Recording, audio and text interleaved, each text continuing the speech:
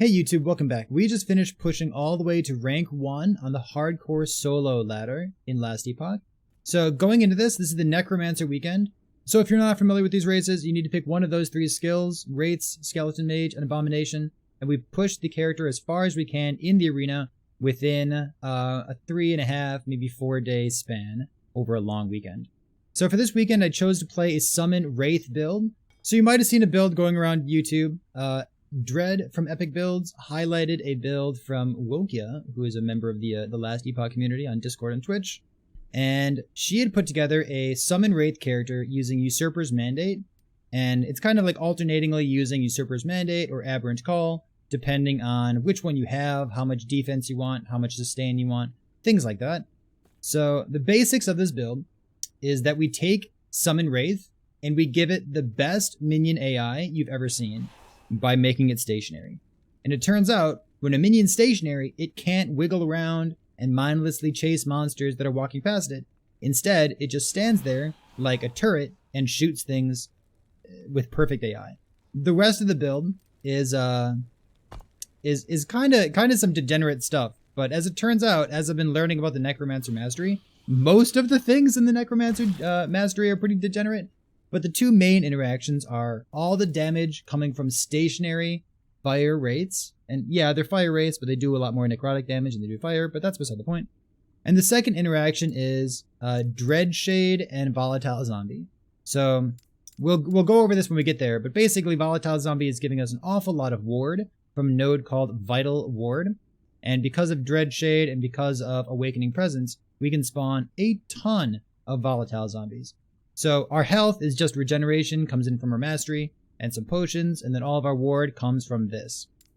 So let's do a little walkthrough of the build. I want to say that pushing to 541 waves, we could have kept going, we didn't die, we just kind of got bored. But pushing to 541 waves in the arena, a lot of it has to do with just how degenerate the entire thing is, right? So we want a lot of minions, we're using... we don't have a good 5th skill here, so we're using Bone Curse. Bone Curse puts down Bone Prison. Bone Prison gives us a lot of small minions, which benefits us because of our mastery, and it also gives us a tiny bit of taunt. So there's so many dumb things going on in our class, and we're not snapshotting anything, we're not like breaking the game, we're just clicking on nodes, and man, every time that I understand something new about how Necromancer works, it's just me face palming over and over. First things first, let's talk about the Summon Wraith here.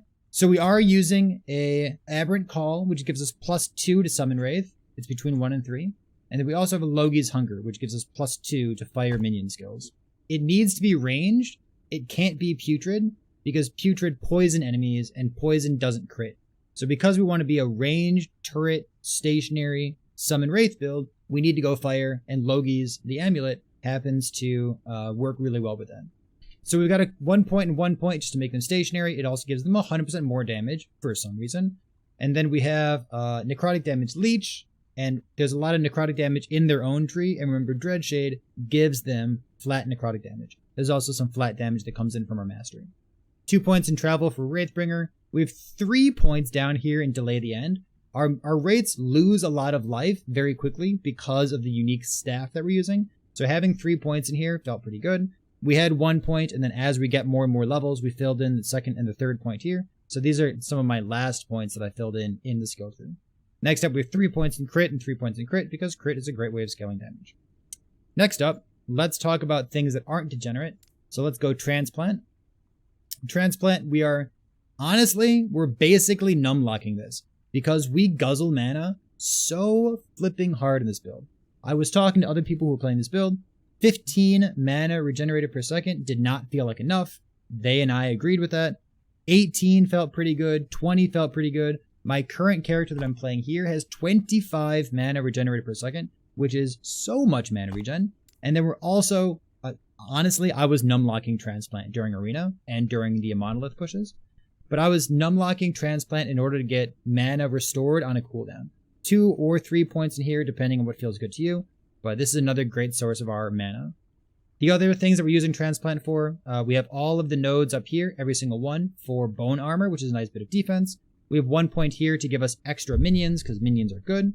and then 3 points into increased minion damage if we transplanted recently. Let's talk about Bone Curse, because I'm trying to avoid the degenerate things as much as possible, because we'll talk about those all in one big sum. Bone Curse was our flexible skill. While we were leveling, we used skeleton mages, sometimes we used skeletons, sometimes we used bone golem, but when we started using Aberrant Call, the staff here, it says minions lose current life per second. So the skeleton mages and the skeletons themselves did not feel particularly good. Neither did Bone Golem. So once we started using an Aberrant Call, we swapped over to Bone Curse. Bone Curse gives us a bunch of minions, and it also gives us Taunt. So while I was clearing Monoliths, I wasn't really using this. But as soon as you start doing Arena, having a tiny bit of Taunt and all of these minions spawning at the same time means that you can see my health regeneration is 33. And then when we summon these, we go up to 44 because we have health regenerated per minion nearby. Or I guess per minion that we have.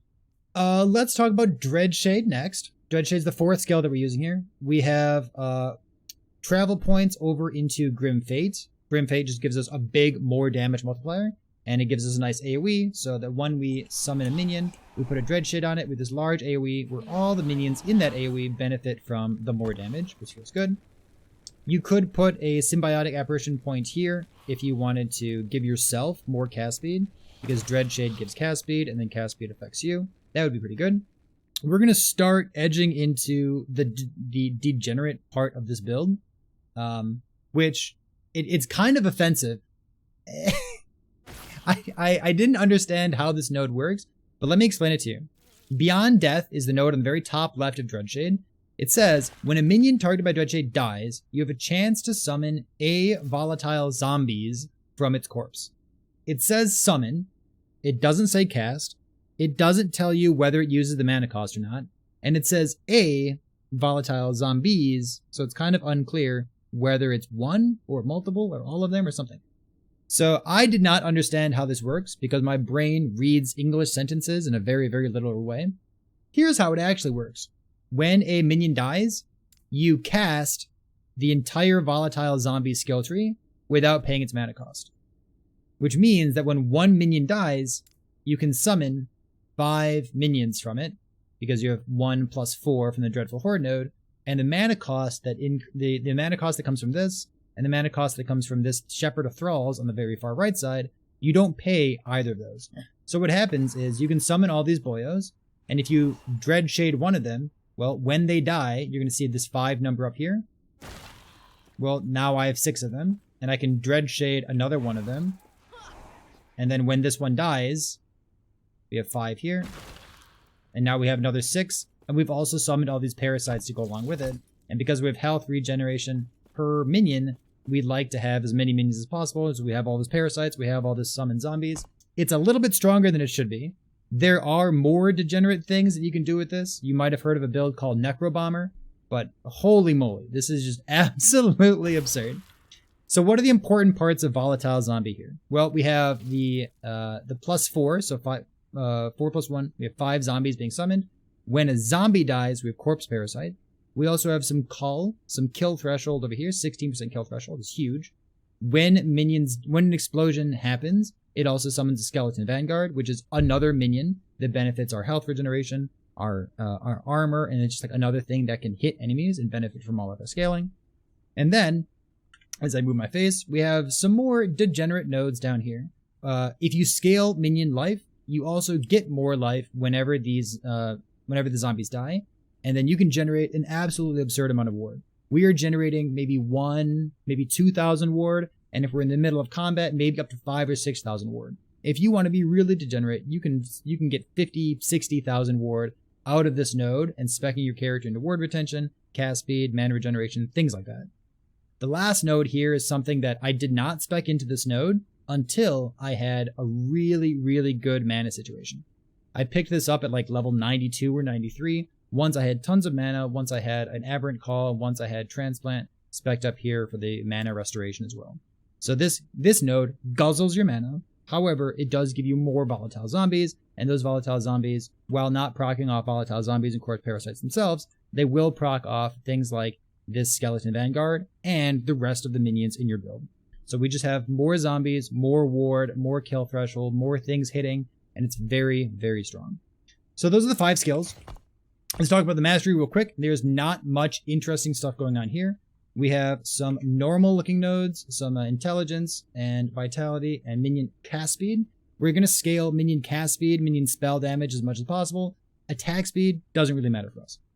We have 10 points in Lich just for mana regeneration and intelligence. Intelligence scales our damage, gives us some ward retention, which is relevant, but the mana regen just feels pretty good. In the Necromancer skill tree, we have a couple points here in the middle for minion shred. Depending on what you put on your Julra's obsession, you might not want minion shred on the skill tree as well. The cast speed Julras that I have here, they feel much, much better than the armor shred Julras that we made previous to this. So the armor shred ones, like, they look good, they look really good, but the cast speed is like out of this world. So I would absolutely recommend getting cast speed on your Julras instead, and then picking up armor shred in your build via these nodes here. So just 6 nodes, it felt pretty good. We have some minion health. Remember, the more minion health we have, it also means that when the zombies die, they generate more health, which we convert into ward, which gives us better defense. So minion health is a great stat for us. We have a couple nodes down here on the very bottom right for empty the graves. Initially, we were using a Titan Heart, but the Titan Heart that I created was not particularly strong. Let me see if I can pull this up for you. The Titan Heart that I made had, I was trying to get vitality on it, but unfortunately I hit this tier 5 flat armor. So it's nice to have less damage taken, but the chest piece that we ended up using instead had a lot more relevant text on it. Tons of life, bunch of minion health, and because we're not turning off our regeneration, we can make use of this Empty the Graves node. Health regen per minion, armor per minion, and we feel pretty good about this. The rest of these nodes across the top are basically crit and attack, or crit and cast speed.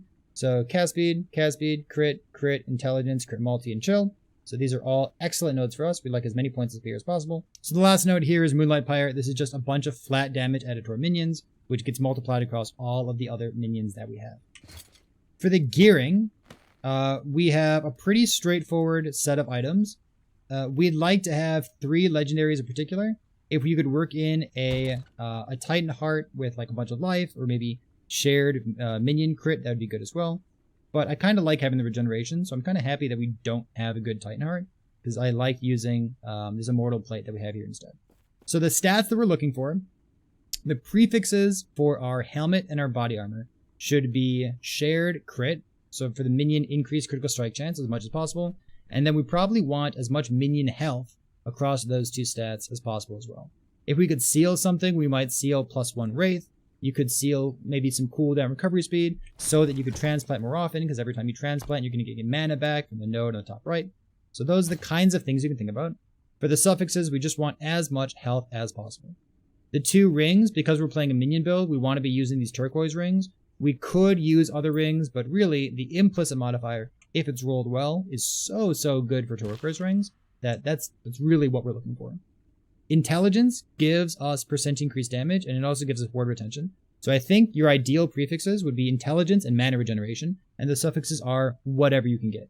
For our amulet, we want to use a Logi's Hunger. Logi's gives us +2 to the skills, which is excellent, and then some minion critical strike chance. So the +2% means that it's base critical strike chance. So it's really strong for us. Belt's boring, just as much life as you can possibly get. The boots are very boring as well. Just, you probably don't want +1 to attunement, but things like vitality or intelligence, whichever one you can get, the most usable pair is going to be best for you. For our relic, either a fire resistance base, which if you got a fire res base, you would want to use Heoborian boots instead, or a poison res base, or if you have enough resistance across the rest of your build, you could use the base that gives you % increased minion damage. So those are kind of your 3 options if you're looking at a rare or exalted relic. And then again, mana regeneration, intelligence, and whatever suffixes you need. One notable thing here is we're playing in hardcore, so we did not farm tier 4 Julra. But if you're playing this build in a permanent league, farming tier 4 Julra and getting a Vessel of Strife sounds absolutely busted for this build. So I think the real end game of this character is getting, is like stacking up more intelligence, getting a higher ward retention here because of the intelligence, and using a Vessel of Strife, which turns all of your health regeneration per minion from this Empty the Grave nodes into ward as well. So I think that's like what the real end game of this character would look like. For our idols, which is the last bit of the build we talk about here, the important part is from our skills on Flame Wraith, we have a on Summon Wraith, we have a 22% chance to turn them into a Flame Wraith. We want something that's ranged, and they're not ranged by default, and we don't want poison because poison can't crit. So we want these flame ones. So up here we have another 50, so 50, 60, 70, and this rounds it out to the rest of it. We still do want these points, even though we have 100% chance to summon a Flame Wraith here. We want these points here because it turns the skill into a fire skill, so that our Logies benefits it, and it also has some percent more damage, 15% per point, so we're happy to take these nodes anyways. The rest of these are, they should all look like this. This is the only like good idol that I have. The prefix could be the percent increased health, the suffix is the shared percent increased critical strike chance, and then you'd like one of these to be minion chance to apply marked for death on hit. So that about covers the character. I want to say, I spend a lot of time kind of dunking on minion builds. I don't really like minion builds in general. Didn't really like them in Path of Exile, and I don't really like them in last Epoch either. However, the fact that you can take away movement from your minion and give it the perfect AI and just have it be stationary means that this build, honestly, is probably one of the best minion builds in any game that I've ever played. It has a lot of degenerate stuff going on, and a handful of those things should probably be patched, probably be removed from the game at some point, or maybe just toned down in their interactions. But even then, just having stationary minions that shoot the that shoot fireballs at the enemy, it just feels really, really good in terms of gameplay. So I'm happy with how this has turned out here.